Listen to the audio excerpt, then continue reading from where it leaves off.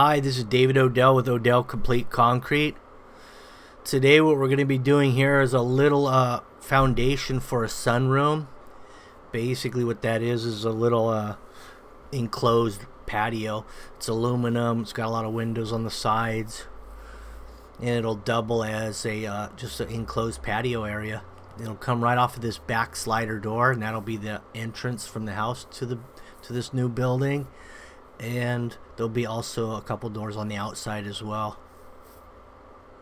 Now these sprinkler valves have to be moved, so I'll move those out of the way. Remove that concrete there. That was made in 1984, May 3rd, 1984. Looks pretty rough. Went in kind of rough, so it still looks rough. It was very thin. It was about 2.5 inches thick, and wasn't a whole lot of cement in it, so it was pretty weak. Now this other section over here I started demoing. It took quite a while to get that out because that was actually part of the original room addition that they did. It was a part of the floor, so I had to be careful to break that nice and tight against the house so we could pour the new slab right up against the building. Because it just doesn't look good when you have a little piece jetting out into the new area. So the finished floor in this building is just going to be a concrete stain with a sealer on it. No floor covering.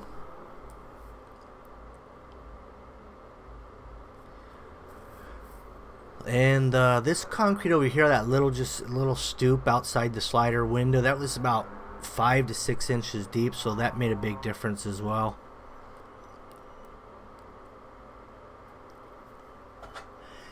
What we're gonna do is we're gonna match the floor level of the existing house, which is right at the concrete that I'm breaking out. That's actually the same level since it's a mono pour, the inside and little porch landing.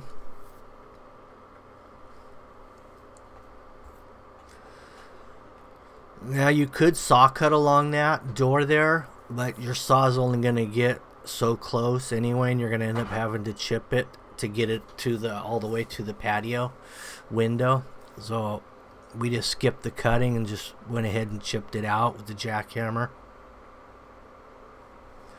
Now we have all this grade out here is actually going to be low, but we still have to get the grass out before you can start building the dirt up on this, because you don't want anything that can decompose under the concrete, because that's going to make for a bad foundation.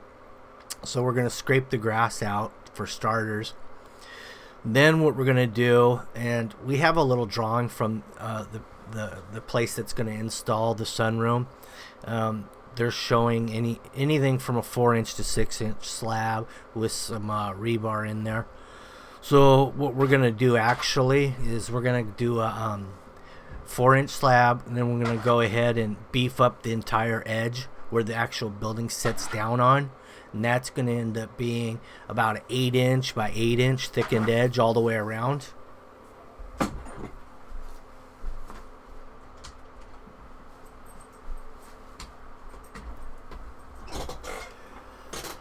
The 8-inch by 8-inch thickened edge wasn't on the drawing, but it just makes sense when you have to put anchors through the base of a wall, and this way it gives you a little something more substantial to screw into the concrete without busting through the bottom of a 4-inch slab or knocking an edge off or cracking the edge off. So I threw that in there just as an added extra bonus, the thickened edge there.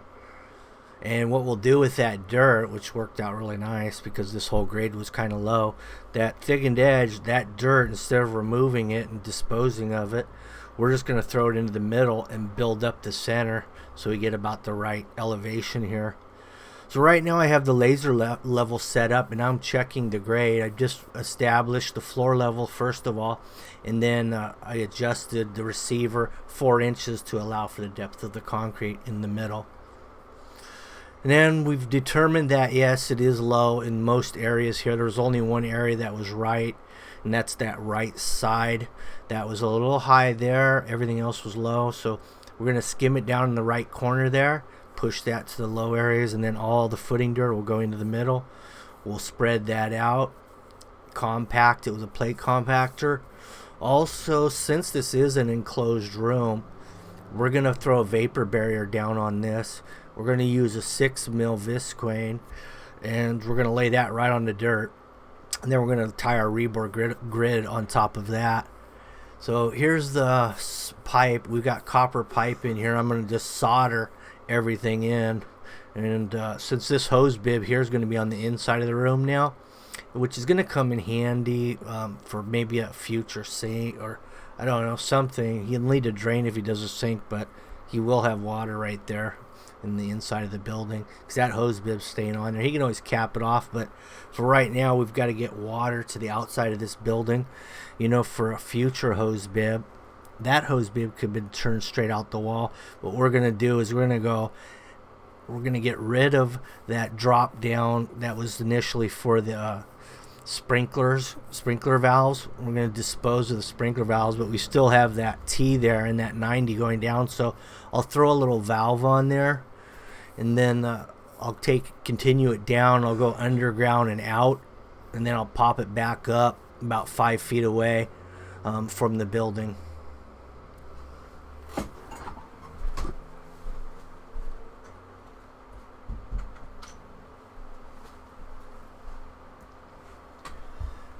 So I've got the heaviest schedule copper we can get. I think it's they label it. They go by letters, and I think I got an L here. So that's a really heavy thickness gauge copper pipe there.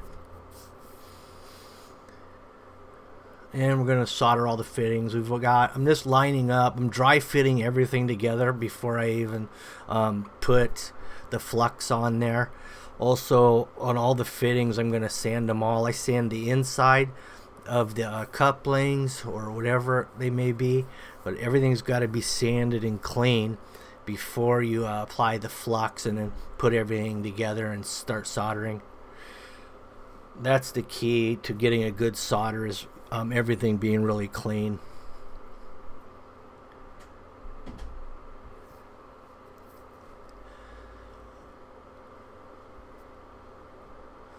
And once I get everything right where I want it, and I have my solder, or actually my flux in all the joints, I'll solder everything in place. And I'll start from the low end where I'm soldering, because the heat will rise and naturally start heating the other joints above that. So I can start at the bottom, and that's going to be the most time with the torch, getting that at the right temperature. As I move up the pipe, I won't have to hold the torch there as long because the heat transfers up. Now this particular valve I put on here also has a little adapter on it, a 1/4 inch. If you were to run that to a fridge for an ice maker, or if you wanted a water fountain or something like that, you could throw a 1/4 inch tubing off of that right at the valve. Now here's the riser I'm putting on. I just went flush with the top of lawn for the time being and capped it. That way I could pressure test it before we put concrete over it. We can pressure test to the valve with that off. That's only going to show me about 3 fittings whether or not they're leaking. So what I like to do is cap the other end and then pressure test. That way I can check all the fittings before I actually encase it in concrete. Now that end pipe, there's going to be, the reason that pipe stubbed up about 5 feet away, he's thinking of a raised planter right there, and then the water will be on the outside of that raised planter area. So he'll extend that up probably along the inside of the outside of the block raised planter, possibly. Now where those copper pipes come up through the concrete, I'll wrap those with some 10 mil pipe tape.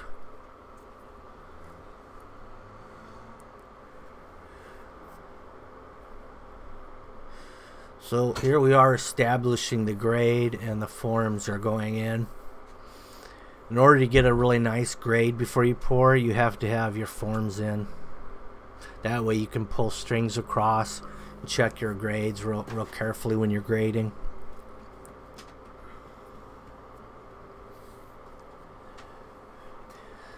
So I'm still using this laser level, which I've had about 10 years.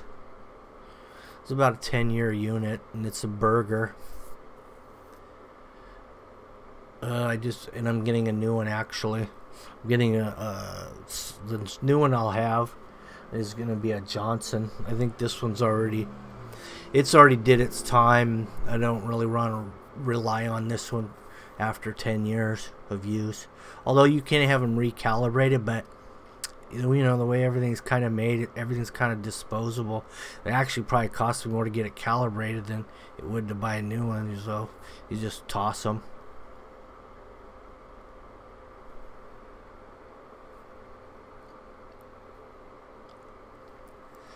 So now that we have our forms up, you can see the thickened edge there, and we got a good 8-inch from top of concrete to dirt around that edge.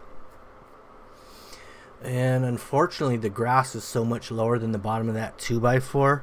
I'm gonna have to double pin and drop another board underneath that 2x4 just to try to hold the concrete in the job site.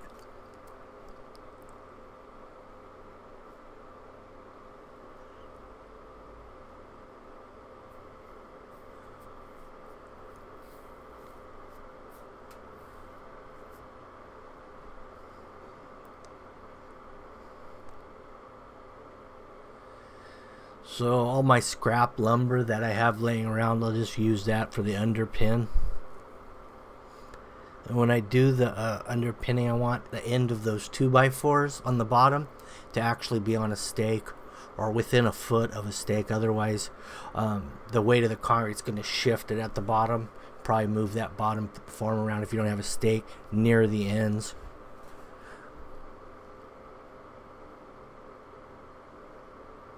So you can see that space on the bottom underneath near the house.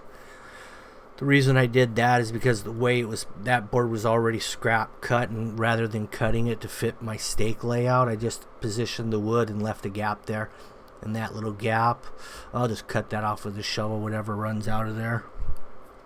So there's the 6mm visqueen that wraps right over the thickened edge. And what that does by having the plastic there is when this room, if it's heated or anything like that, you'll have a lot of moisture trying to come up from the ground into the room. And even though he's going to go with just a concrete stained floor, if he were to put carpet or hardwood or anything like that, that moisture could come up through the floor and cause a lot of flooring problems. So by having this plastic, you get a lot more options of flooring.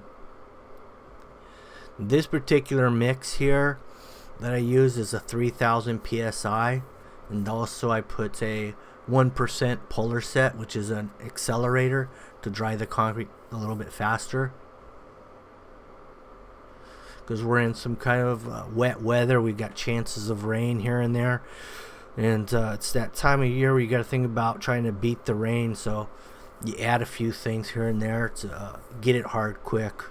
Especially with this roof runoff and with no gutters on the side. If it were to rain, we'd have a real mess here, basically.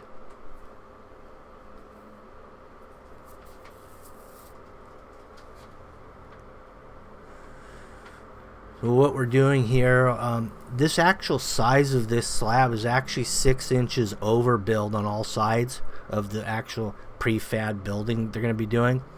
So if we left that 6 inches on the outside of the building level, because this is a level slab, that water that comes down the walls or the roof, whatever, may have a chance of going inside the building rather than outside.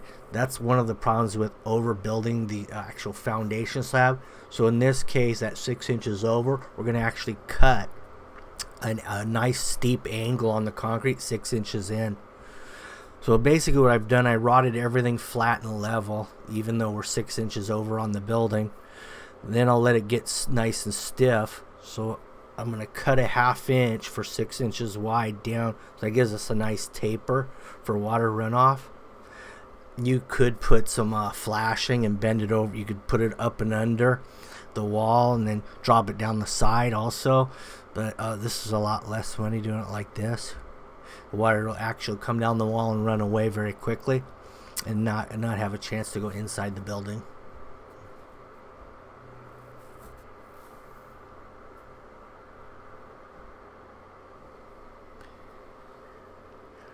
And we poured this pretty stiff. We did this at about a good 5, no more than a 5-inch slump on this pour. So it was going off real nice with my accelerators, a lot of cement in there. Went off real good. Even though you pour directly on plastic, and all that water's got to come up and out, we didn't even get much bleed water in this one. The reaction of the accelerators and the cement was just eating it up.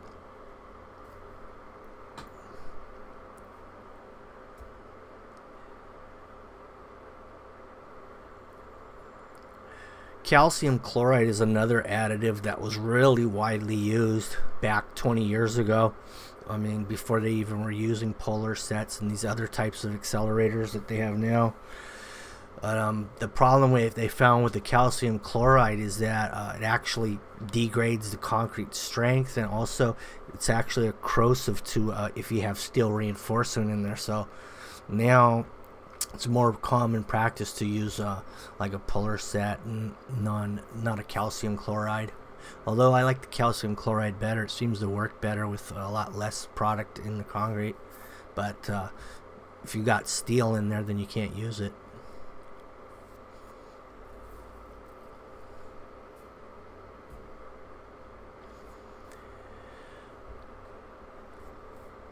So we're going to strip the forms and everything today on this one. And they can come in here. I think they're going to start putting the building up in about 3 days. This concrete will be plenty hard by then. We're going to leave a nice smooth trowel finish on this, really tight finish, because we're going to come back possibly and put some acid etching stain on here. I don't know, maybe in the light brown colors. And then we could even go green. You know, green holds up pretty well, even in since it's enclosed. Your green on the acid etching could potentially fade with the UVs. Yep, but inside you're not going to get that much, especially if you got good windows. So you could do a nice teal green in that, and then throw a sealer on it. But we'll see what happens on that once he comes up with a final decision. But there's that tapered edge I was talking about on there. That way the water can't go inside the building. There'd be no chance of that happening with this particular setup. Unless the backyard flooded, of course, but then you'd probably have other worries.